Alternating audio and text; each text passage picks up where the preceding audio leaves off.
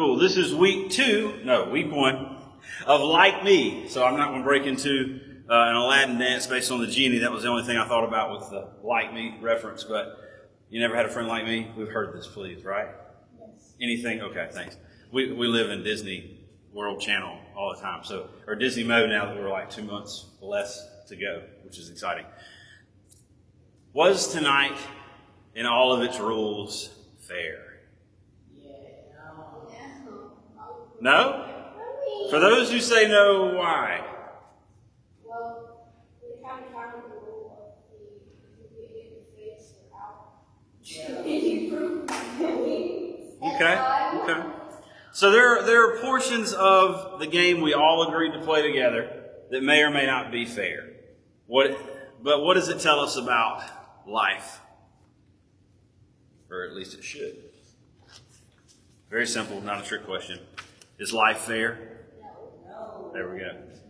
But no matter whether you've got a cell phone tonight and a social media, or if you've got a rich friend or rich relatives or rich cousins that compare their stuff to your life or put stuff online or want to show you pictures at family gatherings, we can all agree that life isn't fair based on who gets fun and good stuff, right? Get to go places, do things. And I say that on top of just telling you that I'm headed to Disney World. But I will tell you that that's a year worth of planning, and if I had to do it over again, I wouldn't do it. So that's sad. Ken is not in here to correct me. So there's that. Bottom line for week one, we don't compare our worth with their post. So this is mainly geared, the post idea would be mainly geared towards high schoolers, this idea of social media running rampant in society, but we can also say we don't compare our worth with people's stuff or people's pictures or people's idea of gaining material possessions in general. So the like me idea is we live in a world that's full of comparison. We're constantly comparing ourselves to others. We're deciding what to wear based on that. We're deciding how to act sometimes based on that. We're deciding whether to get the Xbox or the new PlayStation based on that, because we're comparing it to a friend or comparing it to an experience or comparing it to the rich cousin down the road that gets all the cool stuff first Christmas kind of thing. However, none of that is truly biblical when we think about who we are. So this idea of being fair, sometimes life isn't fair. And you guys kind of can tell me some scenarios based on that. I'm sure you can. Even in your own family bracket, this thing mentioned, and to see if this sounds any familiar. Your friend goes to your favorite vacation spot for the weekend. She wasn't just there last month? Or they got to go to the concert I was dying to see, and it's all over their story on Instagram or Finstagram, which is what I like to call it. She and all her siblings are good at every sport they play. I'm pretty sure all of them have been offered full scholarships to play in college already. If we're not careful, we're constantly comparing ourselves. The adults have a version of this. My generation invented it, and adults made it uncool. You've called it, you know it as Facebook, and I call it Compare Book. Because it's all about the pictures. Here's the fun part about Instagram or Snapchat or Twitter or Facebook or whatever Bill Gates decides to invent in the next 5 years and tell us that we need a virus cure. All of it goes through an editing process. All of it gives you a digital footprint, and you have no idea for, especially those pictures that people have posted that look so great, they haven't told you that they had a fight before they lined up for the family picture in front of the castle at Disney World. They're not going to tell you about the fight, they're just going to show you the edited picture, right? Or you know of those kinds of people, don't point fingers, who run their pictures through all kinds of editing software or filters, and if you don't, you will one day. So it becomes a game for people. It becomes a game. So we've been talking about Paul. We'll continue to go there with Paul. Paul's with the Galatians series. This is more Paul's writings to a church in Corinth, who was completely a church that was disunified. Here's the problem with our comparison if we're not careful. We think about life not being fair. We think about the stuff that people get more than us. Their life looks better, they look better, and we ultimately recognize a familiar reality that their life on the surface looks a lot better than ours if we're not careful with comparison. So we overachieve, we do nothing, or we play it over and over again in our minds, and it makes us crazy. So when we overachieve, it puts us on this idea that it's a game for us to compete, and we call it keeping up with the Joneses kind of thing. Adults do this, and if they're not careful, on an adult perspective, they'll go into debt over it. Plenty of people that need new stuff, new cars, new whatever, where they keep up with their neighbor, they keep up with their life group. Unfortunately, it can happen. Or you have this idea that you do nothing, so you just kind of always watch, and it may or may not, if you're not careful, make you bitter, make you a bitter person. Or you play it over and over again in your minds, and it can develop anxiety, sadness, jealousy, or a motivation to where even if you see this person, it can literally affect your friendship with them. Because all you're thinking is about all the stuff they have that you don't. So, any of that sound familiar somewhat? Anybody dealing with that? And it's easy. It can be something as simple, because it's big in our lives, as the person that gets the newest Xbox the fastest. And it can manifest its way into the person who gets the best job, or, hey, they had a new truck last year. Why are they getting a new truck this year? What was wrong with the new truck they got last year? They're just keeping up with the Joneses. This is what Paul talked to the Corinthians about. Two things tonight. Paul had a way of speaking his mind, and when he was really blunt with some of these churches, they didn't take it very well. And Corinth was one of those. Galatians received their instruction in their letter fairly well, at least historically from what we know.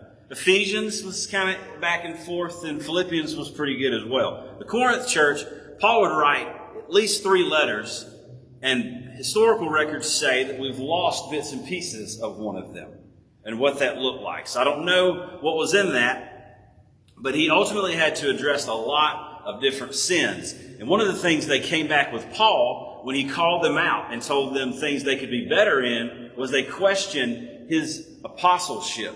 They questioned who he was and the fact that he didn't run around with Jesus and one of the original 12. At that time, Paul was on the other side.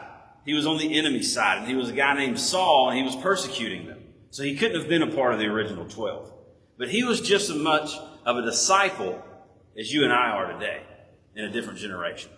Paul would tell them this: don't worry, we don't dare say that we are as wonderful as those other men, the men who are challenging him, who tell how important they are, but they are only comparing themselves with each other, using themselves as the standard measurement. How arrogant and ignorant are they? He was referring to the people at church, the Corinth church. Jesus in his day would talk to a particular group about this as well, constantly comparing themselves to others, constantly worried about their image, constantly, ultimately, only comparing themselves to others to make themselves feel better. They were the Pharisees and the Sadducees. Jesus would tell them they were whitewashed tombs, where everything on the outside was clean, but on the inside they were as dirty as the rest of the people that they proclaimed they wanted nothing to do with, but they still wanted their money. Paul would say this, in no uncertain terms, for us, it's absolutely ridiculous to let our behavior and our life be based on a comparison to others, and compare our behavior, or let it decide our behavior. Comparison to any human to one another is an ignorant idea, and it makes us look silly. But we all do it. So how do we get past this part of just simply being human? We're going to go Old Testament tonight to answer that question. This would be pre-Paul. Jesus is still in the background, but this is Solomon's words, the wisest man to ever live, right? He tells us, Proverbs, above all else, guard your heart, for everything you do flows from it. So you think about it tonight. If you're so concerned with what other people have or what you don't have based on what they have, then it's affecting who you are tonight. If we see a post about how great someone's life is and we allow it to get to our hearts, it messes with us as believers. And then here's the worst part. we let them, just by their posts, not their words, not anything they've said to us, just by their pictures, just by their family vacations, just by their stuff, tell us that we're not as important as they are. Who's the judge there? They haven't said anything to you. You've put yourself in a mind trap thinking about this kind of stuff. Paul was not concerned about what others thought. He tells us to guide our heart. So he gives us a couple of principles for us to think about tonight. Something for you to think about. What things are fueling how you feel? What are some things that you want to do because of how you feel? And what or who am I comparing myself to that brings up those kinds of feelings? So whether it's something as simple as the new PlayStation or Xbox, or something that's on Finstagram or that Compare book or whatever other social media, think about this. Those people go through the same kind of issues that you do.